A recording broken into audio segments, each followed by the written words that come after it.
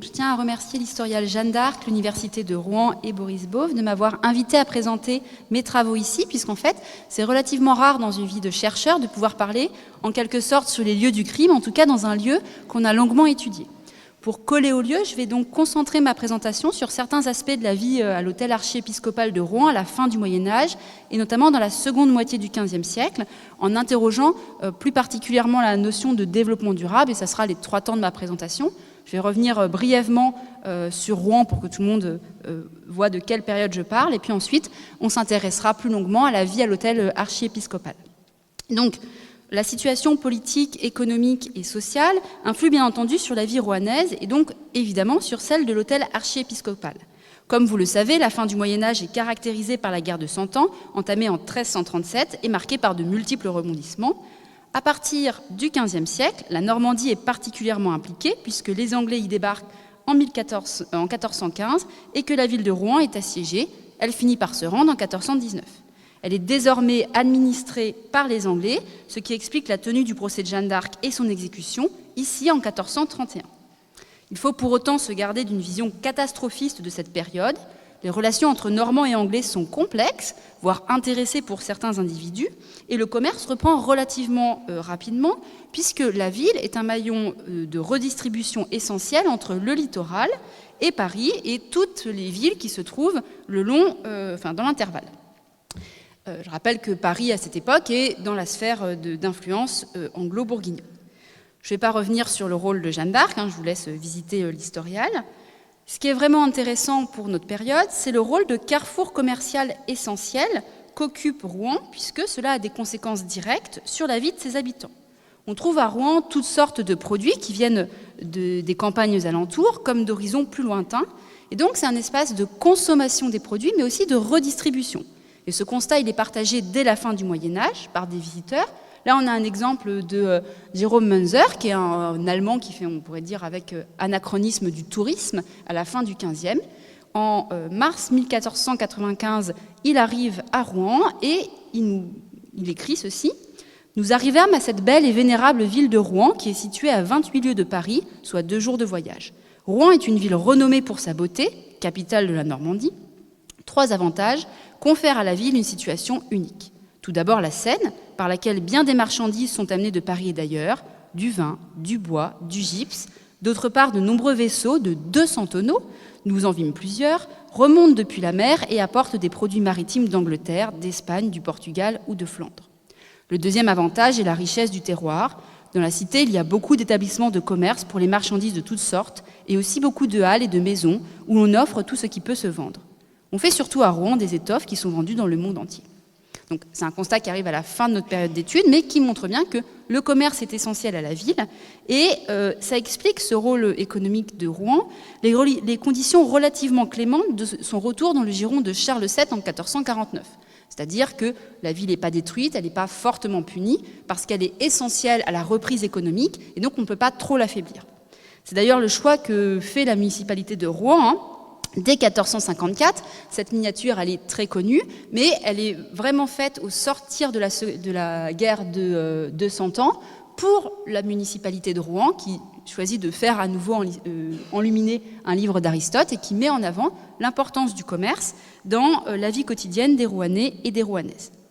Et donc, la seconde moitié du XVe siècle et les premières décennies du XVIe siècle peuvent être vues comme une période de reconstruction et de dynamisme économique, sous les règnes, pour qu'on se remette tous en mémoire, de Charles VII, Louis XI, puis Charles VIII et Louis XII. Alors, il faut quand même modérer notre enthousiasme. La période n'est pas exempte de difficultés. Crise politique, comme la Ligue du bien public qui va à la fin du duché de Normandie. Crise sanitaire, avec des retours assez réguliers de la peste. Crise économique, notamment pour la draperie. Le début du XVIe siècle voit toutefois l'épanouissement d'une véritable renaissance rouennaise, notamment sous l'influence du cardinal Georges Ier d'Amboise, qui va être un véritable passeur entre l'Italie et la Normandie. On peut penser, en dehors de Rouen, au château de Gaillon dans l'Eure. Et pour le gothique flamboyant, à l'église Sainte-Maclou, juste en face. Et donc, Charles Ier d'Amboise rappelle le rôle prépondérant des archevêques de Rouen dans la ville. Alors évidemment, la vie urbaine ne se résume pas à son archevêque et à son hôtel. Il y a le conseil municipal, les paroisses, leurs fabriques, le chapitre cathédral. Mais l'archevêque de Rouen est un homme puissant et riche qui gère une vaste province ecclésiastique, que vous voyez à l'écran, et de nombreuses possessions qui, par ailleurs, lui rapportent un revenu conséquent. La province ecclésiastique de Rouen, de l'archevêché au Moyen-Âge, dépasse largement les limites de la Normandie, puisqu'elle s'étend jusqu'à Pontoise, actuellement dans le Val d'Oise. 4 archevêques vont se succéder sur la période étudiée: Raoul Roussel, Guillaume d'Estouteville, dont vous voyez le sceau, Robert Croixmare, dont vous voyez la signature en bas, et Georges Ier d'Amboise, dont vous voyez la signature, Robert Croixmare, la signature en haut, et Georges Ier d'Amboise, la signature en bas. Les 2 plus notables sont Guillaume d'Estouteville, qui va être archevêque durant 30 ans, entre 1453 et 1483, et Georges Ier d'Amboise, qui va être archevêque de 1494 à 1510. Et on peut toujours voir leur tombeau dans la cathédrale de Rouen. Ces derniers vont chercher à agrandir et embellir l'hôtel archiépiscopal dans lequel nous nous trouvons, et avec de nombreux travaux, pour avoir l'aspect qui est présenté dans le livre des Fontaines pour le début du XVIe siècle, et dont on peut encore voir des vestiges aujourd'hui, notamment la façade côté rue Saint-Romain et au sous-sol les cuisines qui sont les cuisines médiévales. Les investissements consentis sont très importants, environ 16 000 livres pour Guillaume d'Estouteville et 25 000 livres pour Georges Ier d'Amboise. Pour vous donner une idée, un des personnages les plus importants de la ville, le bailli de Rouen, qui est le représentant du roi à Rouen, il gagne 191 livres par an de gages. Donc ça veut dire que le montant des travaux, c'est entre 80 et 130 ans de salaire du bailli de Rouen. Donc c'est des très gros travaux et on cherche à faire une résidence de prestige. Heureusement que l'archevêque a les moyens. Alors, ce qu'il faut aussi garder en tête, c'est que l'ensemble archiépiscopal, ce n'est pas uniquement le lieu de résidence de l'archevêque avec ses appartements, ses cuisines, ses jardins. On y trouve aussi l'ensemble du personnel ecclésiastique et administratif qui gère les possessions, c'est-à-dire le temporel de l'archevêque, ce qui lui permet de vivre, mais aussi toutes ses diocèses, ses paroisses. Il y a la cour d'église pour juger les affaires religieuses, la cour laïque, la cour lait, les prisons, on va enregistrer des testaments, recevoir le paiement des amendes. Donc voilà, c'est toute une administration qu'on voit assez bien sur le plan du début du XVIe siècle. Donc le logis de l'archevêque qui est ici. Pour vous retrouver, vous avez le portail des libraires qui est ici.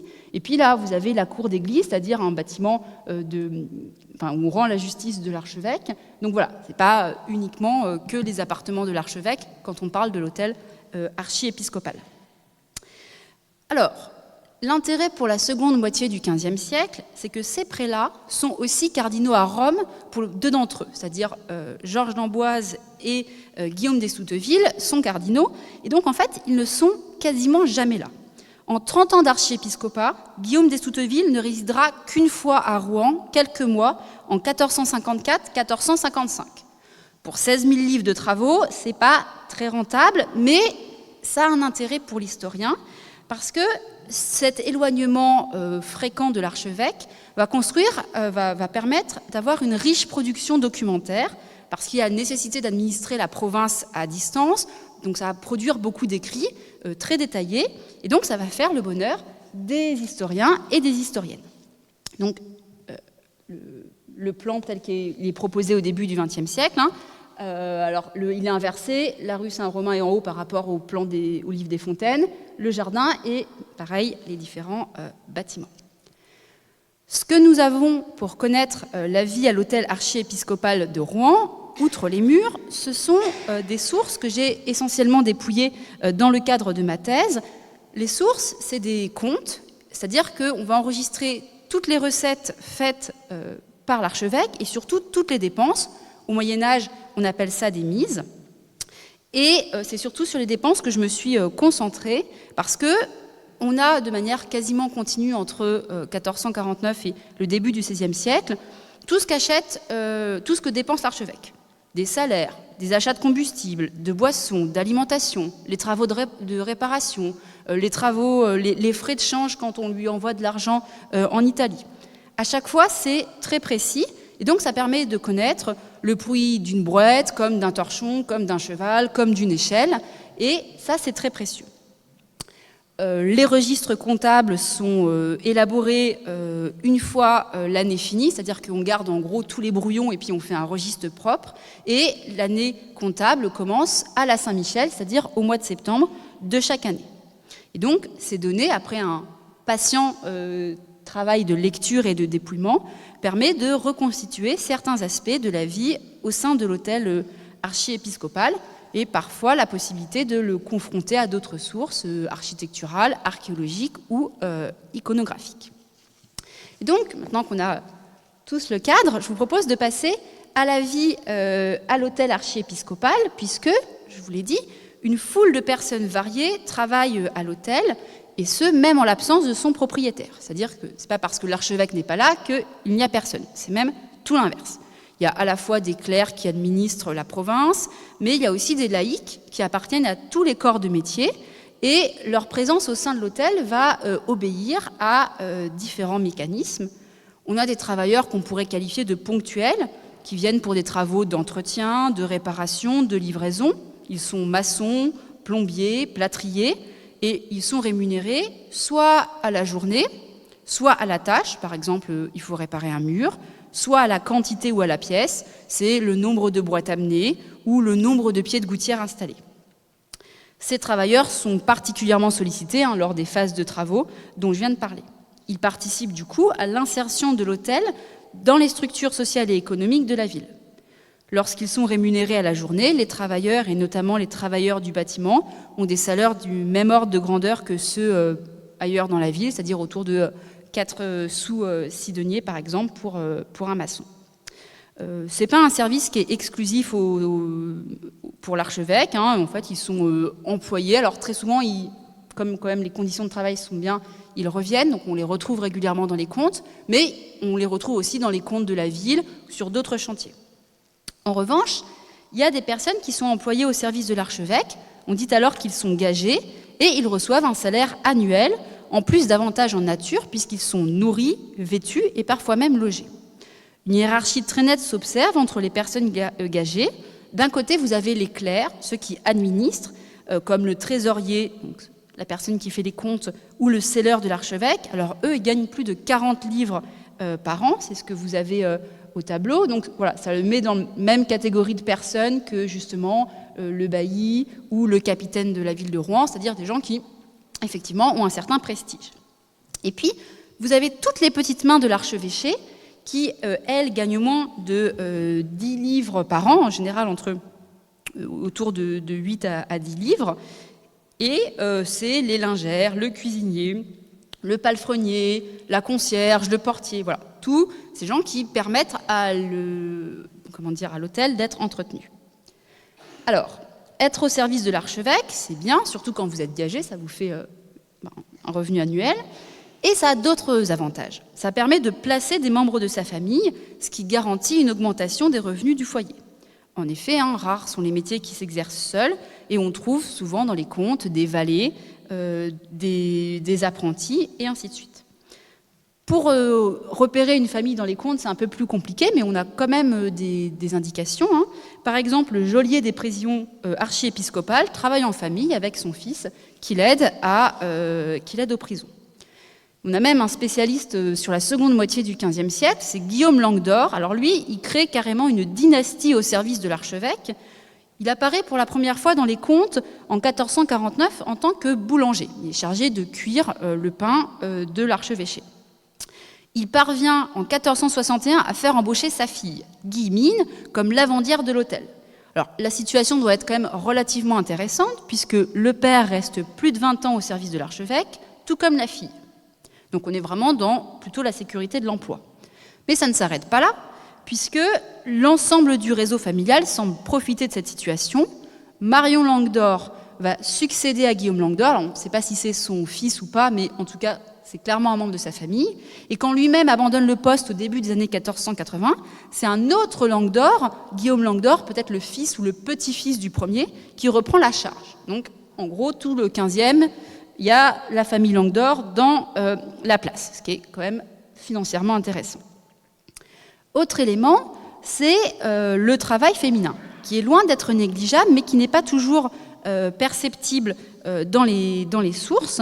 Pourtant, il est important et les femmes peuvent parfois gagner plus que les hommes. On a un très bel exemple en 1454-1455 avec Jeannette Jourdain. Jeannette Jourdain est employée pour servir le linge à l'hôtel archiépiscopal où la venue de l'archevêque et de sa maisonnée occasionne un surcroît de travail. C'est le fameux cardinal des Souteville qui est venu une fois, mais quand il est venu avec beaucoup de monde. Non seulement toute sa cour, et donc c'est un peu panique à bord. Et il faut du linge et des gens pour s'en occuper. Et donc ce qui est intéressant, c'est que initialement, le service du linge devait être payé 6 sous 8 deniers par jour, mais devant la durée et probablement la quantité de travail, Jeannette Jourdain négocie son salaire à la hausse pour 3 semaines.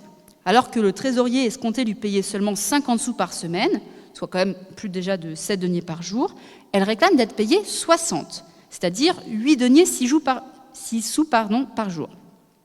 Le dépensier de l'hôtel à cette date doit manquer de personnel puisqu'il accepte, et il est même contraint de renouveler son contrat quelques semaines plus tard pour un prix de 10 sous par jour. Et donc, si on fait la somme, elle va toucher plus de 37 livres pour 81 jours de travail, soit une rémunération journalière de 9 sous 3 deniers, ce qui est bien plus élevé que le salaire quotidien d'un couvreur ou d'un maître d'œuvre, qui est autour de 5 sous.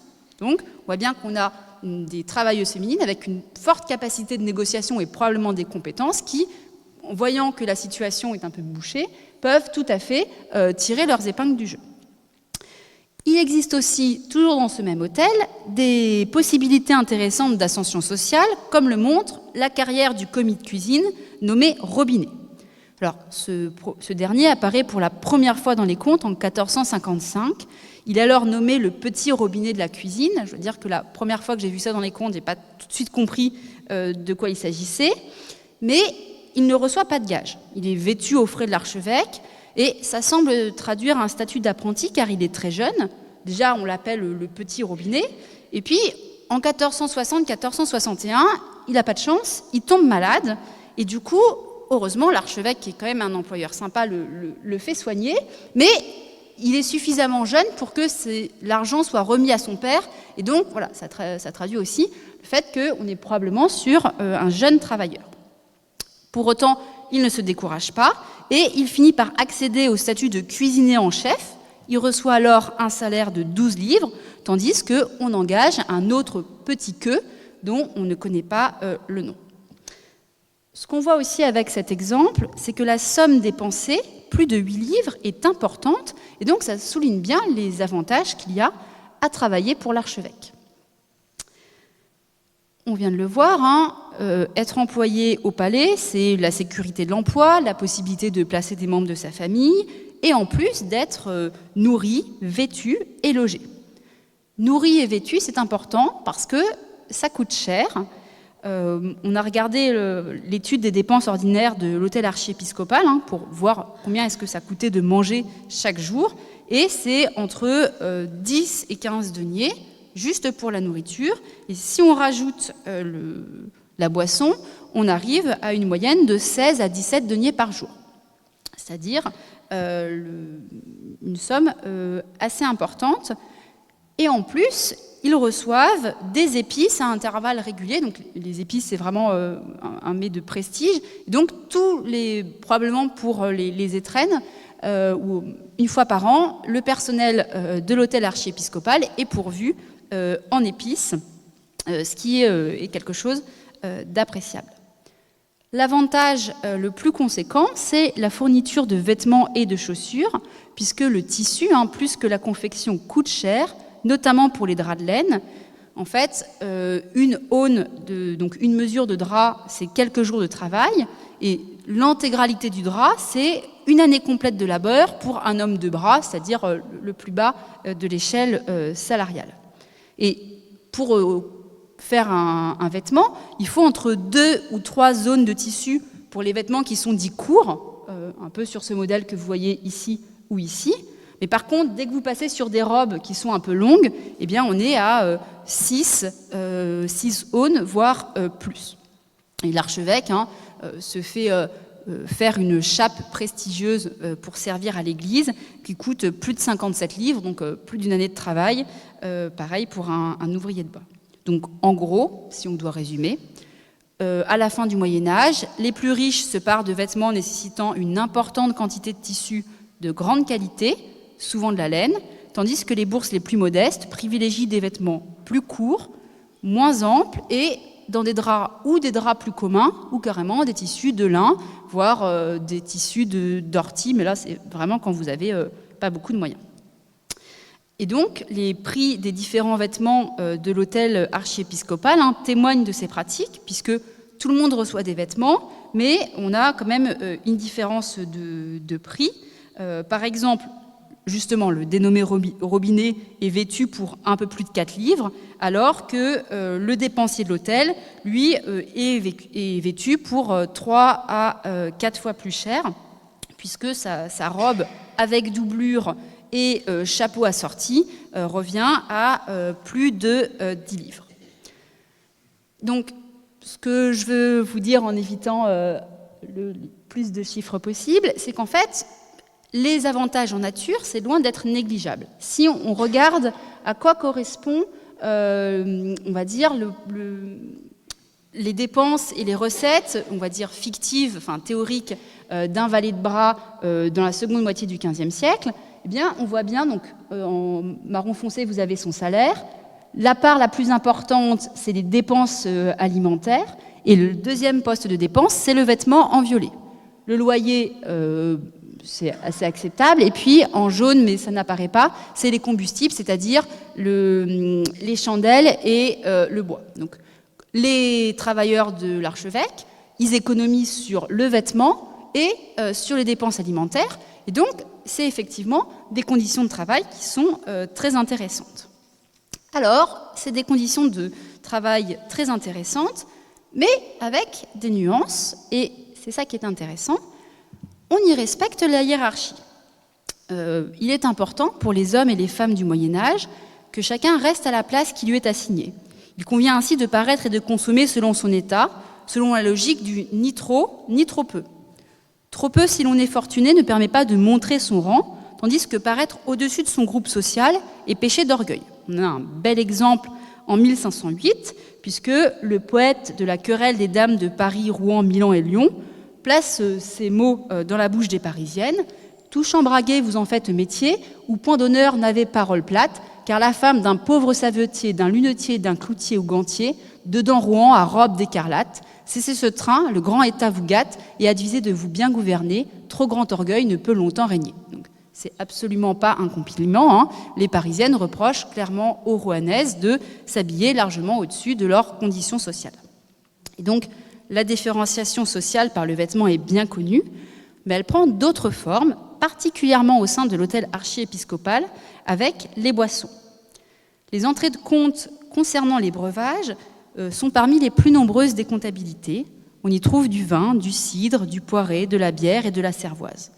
Elles permettent de connaître l'origine et le coût des boissons, et ce coût est directement lié à leur qualité et à leur provenance. Et contrairement à une idée reçue, et vous le montrez tout de suite, tout le monde ne boit pas du vin au Moyen-Âge, car celui-ci est cher, voire très cher. On adapte donc la boisson au statut du buveur.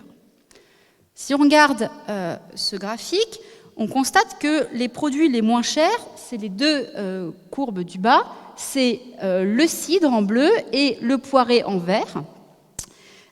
Et puis ensuite, vous avez les vins de Normandie en jaune, les vins d'Île-de-France en gris, les vins de Loire, et ce qui coûte le plus cher, c'est les vins de Bourgogne. Et l'archevêque sait très bien faire la différence, c'est-à-dire qu'il y a des vins de Bourgogne rouges, dits vermeils, des vins de Bourgogne blancs, et parfois des vins de Bourgogne vieux. Alors les vins de Bourgogne vieux et rouges, c'est déjà seconde moitié du XVe siècle, très clairement les plus chers. Là, c'est des prix moyens, et ça, on a comparé uniquement les mêmes contenants, donc c'est des queues de vin. Alors, donc, cidre et poiré sont les moins chers, vins de Bourgogne les plus onéreux, et entre ces deux extrêmes, les vins sont d'autant moins coûteux qu'ils proviennent d'espaces proches de Rouen. Les sources apportent des précisions quant à leur destinataire. Les vins de Bourgogne et notamment de Beaune sont des vins de prestige. Ce sont ceux qui sont achetés pour la consommation de l'archevêque. Ce sont également ceux qui servent pour les invités, par exemple les conseillers de la ville, les visiteurs. Et ce sont ceux qui servent pour l'eau, c'est-à-dire pour l'office. Et donc, lorsque l'archevêque vient célébrer la messe, il lui faut du vin de Beaune. Voilà. C'est aussi ce type de vin qui est offert en présent. Les vins qui sont destinés au chapitre cathédral ou qui servent pour des célébrations religieuses moins importantes sont des vins ligériens ou franciliens. Par exemple, en 1465, le chapitre reçoit du vin de Mantes et quelques années plus tard, il reçoit du vin d'Orléans et de Paris. Enfin, les officiers de l'hôtel, eux, sont quasiment exclusivement pourvus en vin francilien ou de Paris, ou de la région de Paris ou d'Argenteuil. Le vin de l'archevêque n'est donc pas du tout le même que celui de sa maisonnée, comme le rappelle cette différence. Opérée, on a une mention où on précise bien qu'il y a 2 pochons de vin de Mantes pour les officiers et 1 pochon de vin de Bourgogne pour l'archevêque. Alors parfois, les serviteurs et les officiers peuvent espérer goûter du bon vin. Par exemple, en 1456, il reste une queue de vin de Bourgogne et le comte précise que le résidu a été bu à l'hôtel par le restant des serviteurs. Du coup, que reste-t-il aux serviteurs ? Eh bien, il reste le cidre, le poiré, la bière et la cervoise qui constituent l'ordinaire. Et on a de grandes livraisons de caques de cervoise et également de vin de Cognoux, notamment en 1471, 1472, c'est ce qui apparaît à l'écran, pour 3 queues et 2 pochons de vin de Cognoux pour la boisson des serviteurs de l'hôtel. Alors, vous allez me dire que je me contredis, puisque je viens de vous expliquer que le vin est cher et que les serviteurs reçoivent du vin de Cognoux. Ce qu'il y a, c'est que le vin de Cognoux, qui est produit près de Jumièges, donc vraiment tout proche de Rouen, est connu dès la fin du XVe siècle comme étant la pire piquette de la région, puisque une chanson déclare « Du Collinou n'en buvez pas, car il mène l'homme au trépas ». Et donc, cette faible qualité se traduit dans le prix. Le vin de Cognoux est le seul vin dont la queue de vin vaut autant qu'une queue de cidre, sachant que le cidre ne coûte pas cher, c'est-à-dire 50 sous. Il faut aussi voir que même dans les boissons des petites gens, c'est-à-dire bière, cervoise, cidre et poirée, il y a une hiérarchie, toujours ces vaudevilles, où on explique que la bière, c'est pour les étrangers, anglais, allemands et flamands, que le poiré, c'est vraiment le dernier des breuvages, c'est pour les valets, et que voilà, en Normandie, quand on est un homme de qualité, on boit évidemment du cidre. Alors, on trouve aussi opposition entre buveurs de vin ou de cidre et buveurs d'eau, et un des ressorts comiques de ces poèmes que sont les vaudevilles repose sur l'opposition entre l'eau qui est censée servir à tremper la morue ou arroser le jardin, et surtout pas à couper le vin, parce que ça serait fort dommage. En tout cas, ça souligne aussi, et ça permet de relativiser l'idée selon laquelle tout le monde boit du vin au Moyen-Âge. On a une grande diversité de boissons, et on boit même parfois de l'eau. Il y a quand même la nappe phréatique qui est assez proche à Rouen. Donc voilà, il ne faut pas complètement exclure l'eau des breuvages. Alors, là aussi, il faut voir qu'on parle de queue de vin, c'est des énormes volumes, on réfléchit en tonneaux. Donc effectivement, les gens ne s'achètent pas forcément un tonneau, mais le différentiel est le même à l'échelle du pot. Quand vous allez à la taverne consommer, on observe la même hiérarchie. L'hypocrase ou le claret, qui sont en fait des vins épicés, sont très très chers. Et puis on voit bien que ce qu'il y a de moins cher, c'est la bière et la cervoise, et entre, vous avez les vins. Mais le prix d'un pot de vin, c'est 30 deniers le pot, c'est-à-dire une journée de salaire. Et pour les pots, on a à peu près une mesure, puisque certaines mesures sont conservées au musée de Rouen. Donc on a à peu près une capacité de 1,5-1,75 litres. Donc vous ne pouvez pas mettre toute votre journée de travail dans 1,5 litre. Et donc la majorité des gens consomment en fait de la bière, de la cervoise. Alors, si l'archevêque est généreux en breuvage pour ceux qui travaillent pour lui, Leur consommation, on vient de le voir, reste codifiée et hiérarchisée. Aux serviteurs et autres gens modestes, le cidre, le poiré, la bière ou la cervoise, voire la piquette locale.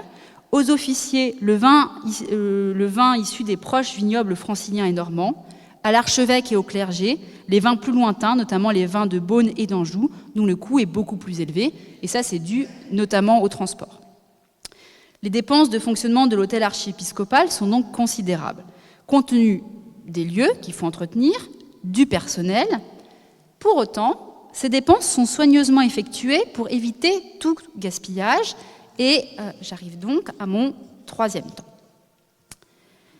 Alors, l'application du concept de développement durable est évidemment anachronique. Il a néanmoins l'intérêt de mettre l'accent sur certaines pratiques médiévales qui font écho à la situation actuelle, durabilité, recyclage, lien avec l'environnement. Et de ce point de vue-là, même si c'est avec anachronisme, c'est intéressant de considérer ces phénomènes pour le Moyen-Âge.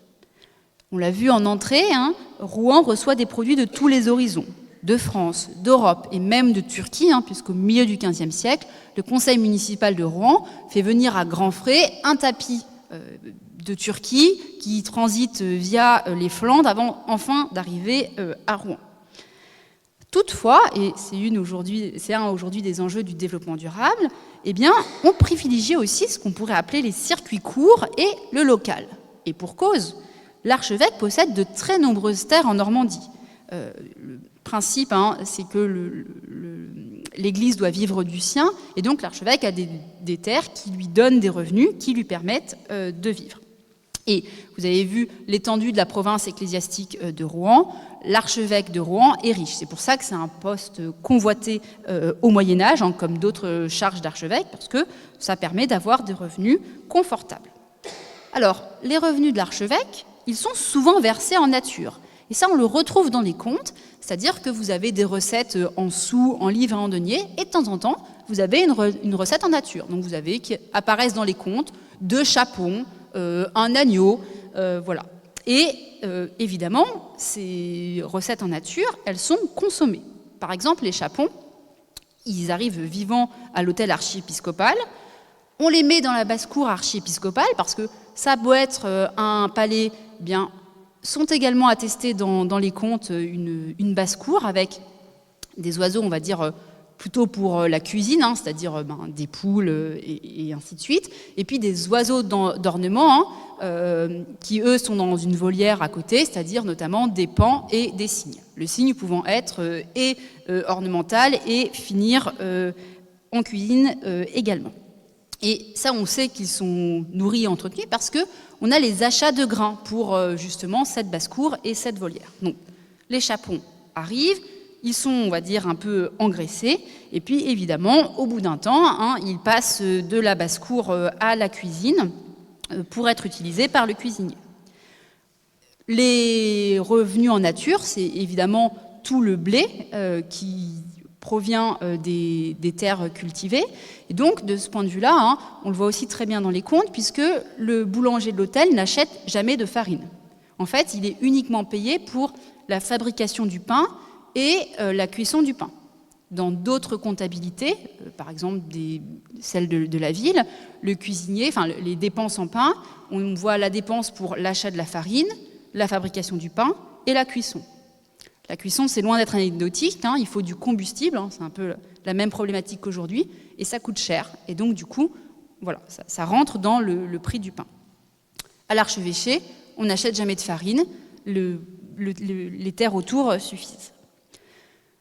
On a aussi une certaine variété. L'archevêque, la ville de Dieppe dépend aussi de l'archevêque de Rouen, et donc il perçoit des revenus en hareng notamment. Et du coup, un des éléments qui manque dans les comptes de l'archevêque, c'est les dépenses. Il n'y a pas une très grande diversité alimentaire, puisqu'en fait, il a tout déjà naturellement. Donc, de temps en temps, il achète un peu de beurre pour compléter, mais en gros, ces terrains lui fournissent tout ce dont il a besoin. On est presque à l'autosuffisance alimentaire. Et en dehors des porcs qui nécessitent un régime spécial, puisqu'ils sont engraissés à l'automne dans les forêts en mangeant des glands et ainsi de suite, eh bien, les victuailles sont celles de son cru. Il possède même des vignobles à Gaillon, à côté du château, et ces vignobles, il en prend grand soin. Ça fait des pages de comptes. Donc il y a quand même, on laboure les vignes, ensuite on les défriche, on remet éventuellement des arpents de vigne, parfois on les taille.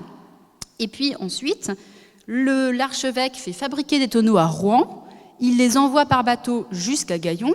Là, il y a les vendanges, les tonneaux sont remplis, et on ramène les tonneaux au palais archiépiscopal. C'est très bien détaillé, hein, ils arrivent par bateau, après il y a les bermanes qui les chargent sur des brouettes, et ensuite c'est descendu dans les caves de l'archevêché par des avaloirs. Alors, comme il n'y a pas de petit profit, si jamais c'est une année exceptionnelle, eh bien le surplus de vin de Gaillon va être vendu au tavernier du coin.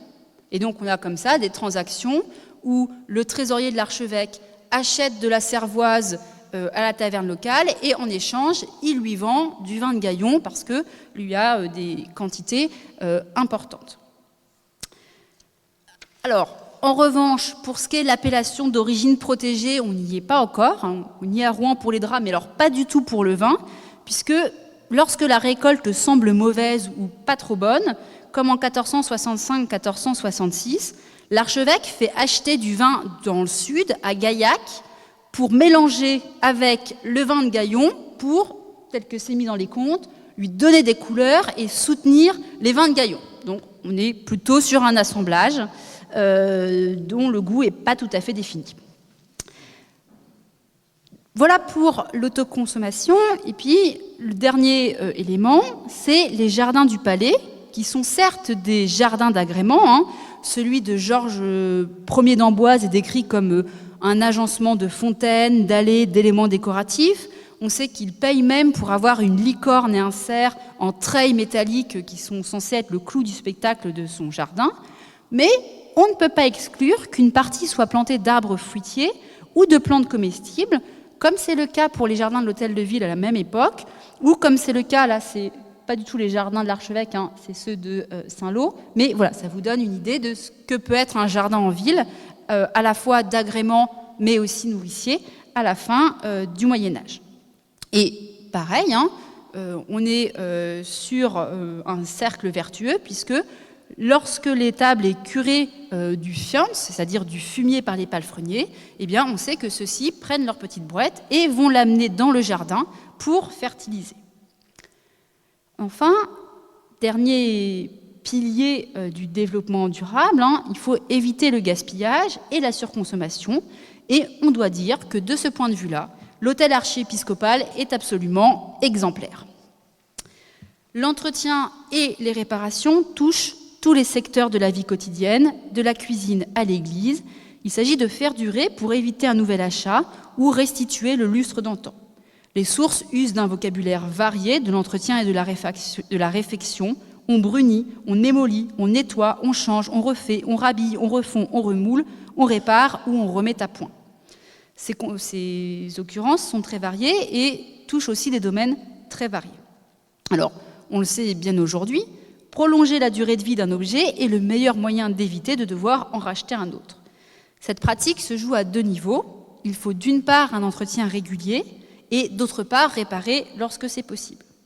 Tous les espaces de la maison sont concernés, les cheminées de l'hôtel archiépiscopal sont ramonées, les lits sont régulièrement remplumés et on fait aiguiser les couteaux de la cuisine au moins une fois par an.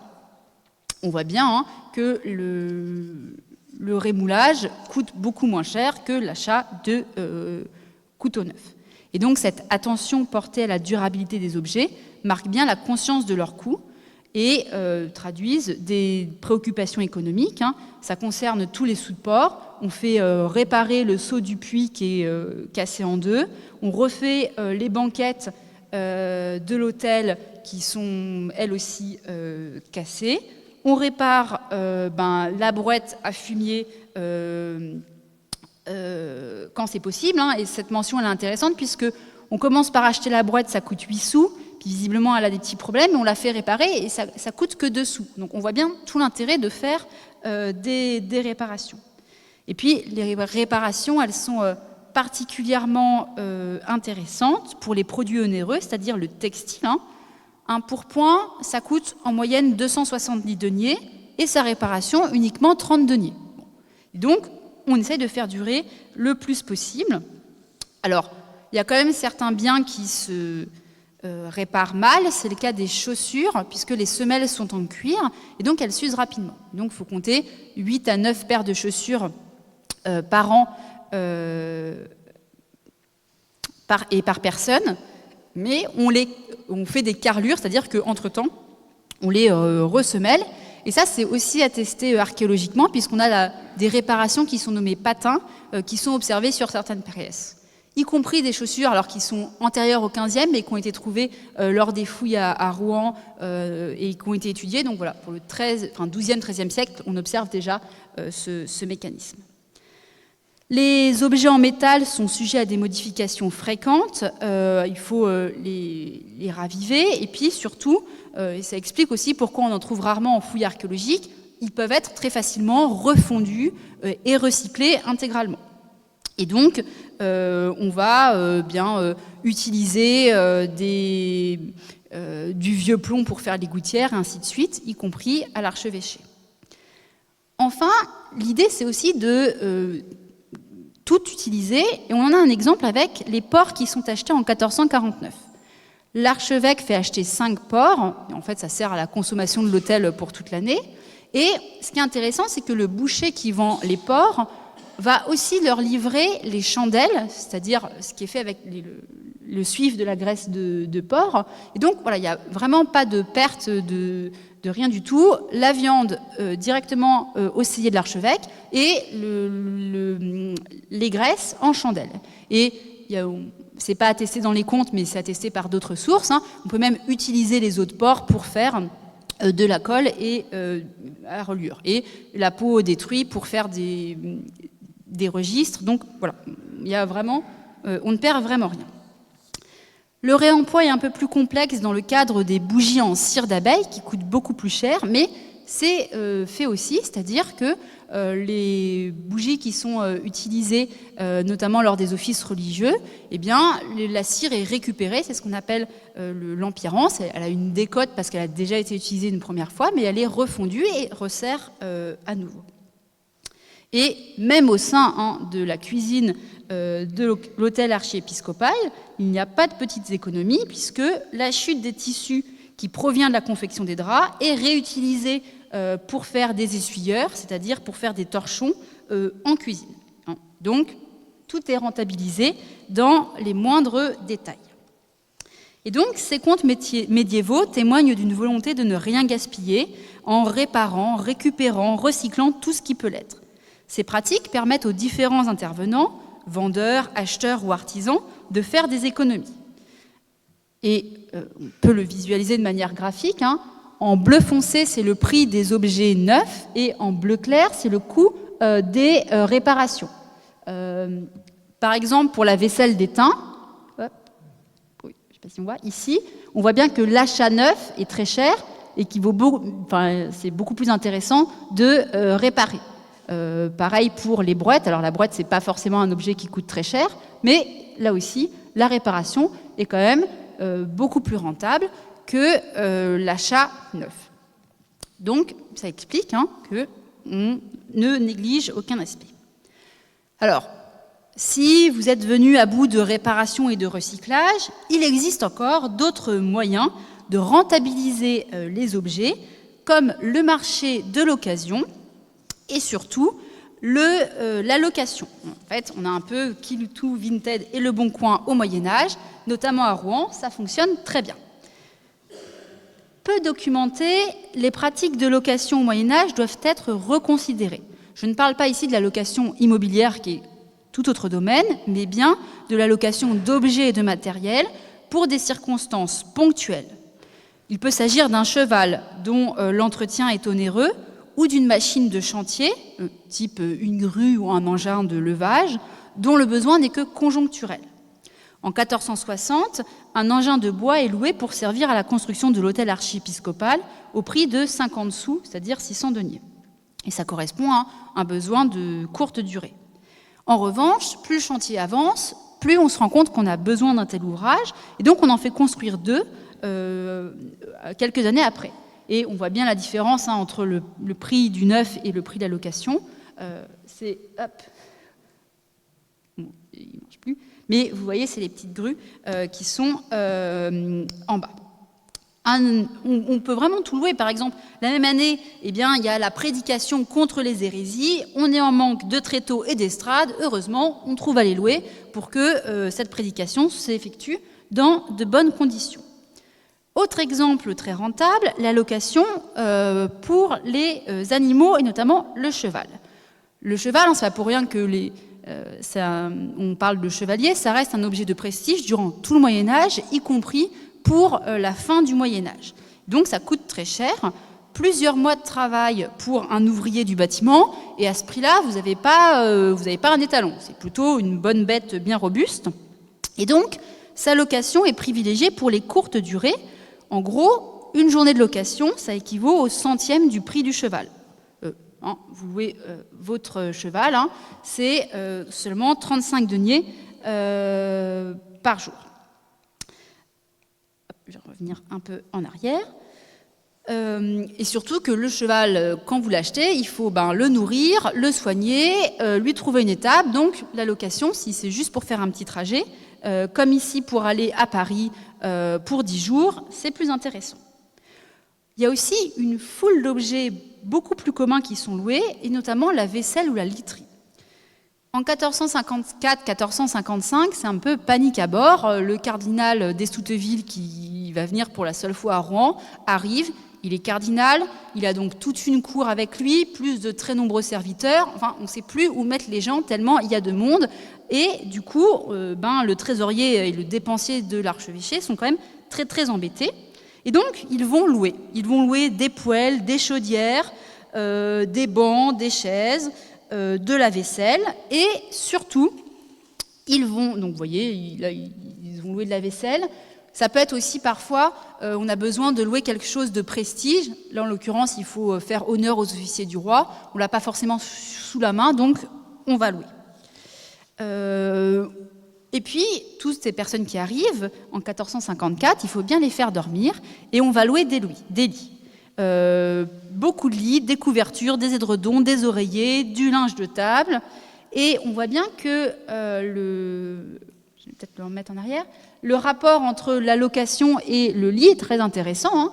Le lit acheté neuf, il coûte 620 deniers, mais la location par semaine, que 35 deniers. Comme de toute façon, ils ne vont rester que quelques semaines, c'est quand même beaucoup plus intéressant de louer.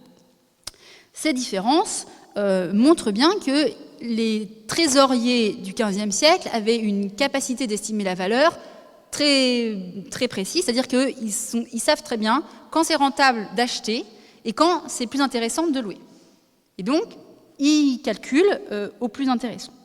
Alors, pour les lits, attention, il y a aussi différents types de louage. Le lit qui est loué pour le palefrenier est quand même loué moins cher que le lit qui est loué pour l'évêque de Versailles.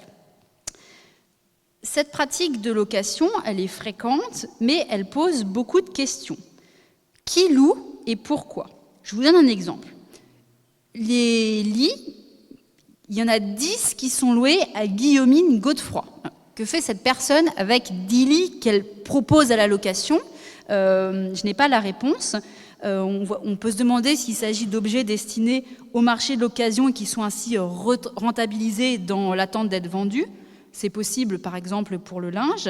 Dans certains cas, c'est des artisans qui fournissent, donc peut-être qu'ils louent avant de vendre. Mais il reste quand même des questions, notamment tous ces lits qui sont loués avec parfois une personne qui loue 4-5 lits. On voit bien que ces objets, ils constituent une réserve à double titre par leur valeur financière et aussi par leur potentielle valeur locative. Alors, il y a quand même des garanties. Je vous donne un exemple. Justement, Guillaumine Godefroy, alors c'est un peu le qui loue tout de Rouen. Elle loue des lits, des couettes, de la vaisselle, des chaufferettes. Bon. Et pas de chance pour elle, elle loue 2 couvertures, mais visiblement, les locataires ne sont pas très soigneux. Il y en a une qui est mangée par les souris, une qui est mangée par les chiens, et il y a deux paires de draps qui sont perdus. Mais on voit quand même que c'est contractualisé puisque c'est remboursé. Et ça, c'est très bien pour l'historienne parce que ça nous donne le prix. On a et le prix de location de la couverture et après le prix du remboursement puisque elle a été détériorée ou perdue. Et donc, on voit bien aussi que pour rentabiliser la couverture, il faudrait la louer chaque semaine pendant plus de 3 ans. Donc, on est peut-être plutôt sur des revenus d'appoint. Donc, la location de biens apparaît au Moyen-Âge comme une manière de faire des économies et de solutionner un manque ponctuel. C'est un point qui a été peu mis en valeur, mais qui doit être répandu en fait dans d'autres villes du Royaume de France, et ça nécessiterait d'être confirmé. Et ce qui est aussi intéressant, c'est que cette pratique, elle concerne tout le monde. C'est-à-dire que le trésorier de l'archevêque n'a aucun scrupule à aller louer des lits, des torchons et du linge. On observe d'ailleurs le même phénomène dans les paroisses rouennaises à la toute fin du Moyen-Âge, où commence à se développer le vêtement de deuil noir, et donc les paroisses vont louer des vêtements de deuil et des tentures de deuil pour les enterrements. Donc voilà, c'est vraiment un système qui est assez connu, qui existe aussi à la campagne. À la campagne, on peut louer une vache, on peut louer un arbre fruitier ou plusieurs arbres fruitiers pour une durée déterminée. Enfin, lorsqu'on a fini de réparer ou de louer, mais qu'on ne sait plus trop quoi faire, il reste toujours le marché de l'occasion, puisqu'il s'agit de prolonger la durée d'utilisation des objets et des matériaux en leur offrant une seconde vie. Alors, son importance a été bien identifiée pour le Moyen-Âge, et particulièrement pour les vêtements. On a même des marchés spécialisés à Rouen. Vous avez la halle des lingères de Vieille, où on revend le linge d'occasion, la halle au Chinchier, qui est là aussi pour le vêtement d'occasion. Mais on trouve dans les comptes de la ville, dans les comptes de l'archevêque, des témoignages de la mise en vente de ces objets obsolètes. Donc l'archevêque n'hésite pas à revendre d'occasion quand le besoin s'en fait sentir, avec une logique qui est un petit peu différente pour ces élites, c'est-à-dire qu'on commence à avoir des phénomènes de mode. Quand l'objet que vous possédez n'est plus à la mode, eh bien, vous le revendez sur le marché de l'occasion pour en acheter un nouveau. Et c'est aussi comme ça qu'on voit que les modes se déplacent de plus en plus vers des groupes sociaux moins aisés. C'est-à-dire, ça va être revendu une première fois, c'est très vrai pour le vêtement, et puis ensuite ça va passer une deuxième revente d'occasion, ainsi de suite. Il y a une espèce de ruissellement de ces produits qui permettent une diffusion de la mode. Parfois, on est un peu contraint par, on va dire, l'environnement politique du moment. Et à Rouen, en 1450, on va accueillir le roi, Charles VII. Petit problème, après plusieurs années d'occupation anglaise, l'endroit où nous sommes, c'est-à-dire le palais de l'archevêque, est de sublimes verrières historiées avec les armes du roi d'Angleterre. Pour la réception de Charles VII, c'est quand même un petit peu moyen. Et donc, un peu rapidement, on va faire ôter ces verrières aux armes d'Angleterre.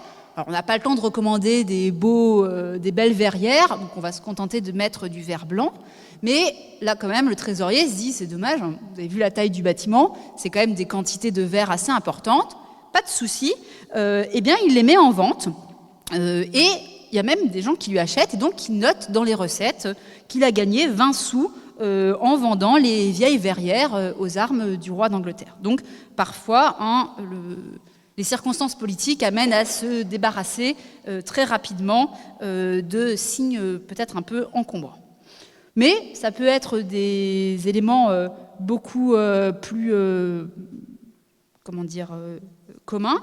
Par exemple, le puits de l'hôtel archiépiscopal reçoit une nouvelle poulie en cuivre, et bien l'ancienne va être vendue d'occasion également. Et puis, et ça sera le dernier exemple sur cette idée, toujours les chevaux, on a vu que c'était assez cher, il y a un marché du cheval de l'occasion. Quand il est plus très en forme pour sa tâche, on l'échange contre un nouveau. Donc, par exemple, un cheval boyard qui peut plus servir pour les visites de l'archevet, probablement qu'il est trop vieux, mais peut-être qu'il peut servir pour des trajets plus courts, et donc on le donne en paiement pour un nouveau cheval. Alors comme évidemment il y a une décote puisque le premier il est un peu vieux, et ben on donne l'ancien cheval plus quand même 6 écus d'or pour avoir le prix du nouveau cheval. Et c'est vraiment une pratique très régulière, puisque quelques années auparavant, il y avait déjà eu un troc de cheval, puisque c'est bien expliqué, Maître Jean Blondel devait aller visiter Lisieux, mais le cheval n'est soit pas assez fort pour faire les autres visites. Et donc, eh bien, il a fallu le troquer contre un plus fringant. Alors, du coup, on voit bien que, certes, c'est anachronique, mais le concept de développement durable se prête assez bien au Moyen-Âge et permet de mettre en lumière des phénomènes qui sont un peu moins connus. Du coup, pour conclure, on peut dire que les comptabilités archiépiscopales sont riches d'enseignements sur la vie de Rouen, j'espère vous l'avoir démontré, et par leur précision, elles permettent vraiment de saisir la matérialité du quotidien, après, il est vrai, un long et minutieux travail de dépouillement. Vous l'avez noté aussi, cette communication comporte des absents, les archevêques, propriétaires de ce somptueux hôtel, mais qui apparaissent en réalité de manière fantomatique dans les sources étudiées. Cela nous permet alors d'entrevoir la vie des plus modestes qu'eux, et c'est particulièrement intéressant. On a souvent répété qu'en fait, les sources étaient faites par les élites, pour les élites, et qu'elles ne permettaient de voir qu'elles. Mais en fait, non, avec un peu de patience, on peut aussi entrevoir d'autres groupes sociaux. Par ailleurs, l'archevêque de Rouen a beau être riche, je pense qu'on peut même dire très riche au Moyen-Âge, on voit bien que son trésorier n'en demeure pas moins très attentif à la dépense et utilise tous les procédés permettant de faire les économies, même la petite poulie du puits est revendue. Alors, si l'application anachronique du concept de développement durable permet de souligner certains phénomènes socio-économiques intéressants, et notamment la location qui, je pense, doit être réévaluée à l'ensemble du Royaume de France, il faut quand même se garder de toute idéalisation. Là, on a l'impression qu'on est dans un monde très vertueux. Donc, il faut quand même rappeler que la fin du Moyen-Âge est marquée en Normandie, mais partout dans le Royaume de France, par une importante surexploitation des forêts qui amène à Rouen à la réglementation de leur usage. Et dès le XVIe siècle, la municipalité s'inquiète. Donc, elle demande à utiliser préférentiellement le charbon de terre et interdit l'exportation des bois des forêts aux environs de Rouen en dehors de l'espace rouennais. Donc, grosse surexploitation des forêts. Et également, on sait que durant tout le Moyen-Âge, il y a la mode des fourrures. En fait, il faut parfois plusieurs dizaines, voire plusieurs centaines de petits écureuils pour faire une doublure de fourrure. Parfois, il n'y a que le museau qui est utilisé. Et donc, ça conduit progressivement à la quasi-disparition de certaines espèces en Europe occidentale, notamment les castors ou les loutres, qui sont particulièrement réputés puisqu'en fait, leur peau est imperméable. Et donc, en gros, à la fin du Moyen-Âge, il n'y a quasiment plus de castors dans les rivières d'Europe occidentale. Juste sur notre période, le roi Louis XI affectionne particulièrement les chapeaux en peau de castor, et en fait, ça lui revient très cher parce qu'il faut aller chercher de plus en plus à l'est les castors. Par ailleurs, les études environnementales ont montré que disparition des castors et de leurs barrages, ça avait eu un impact significatif sur le réseau hydrographique de l'Europe occidentale. Et donc, ces sources d'approvisionnement en fourrure, elles sont de plus en plus lointaines en Europe du Nord et de l'Est, au fur et à mesure que les espèces se font de plus en plus rares. Et c'est aussi une des raisons, et là on sort du Moyen-Âge, de la traite des fourrures en Amérique à l'époque moderne, à partir du XVIe siècle. Je vous remercie de votre attention.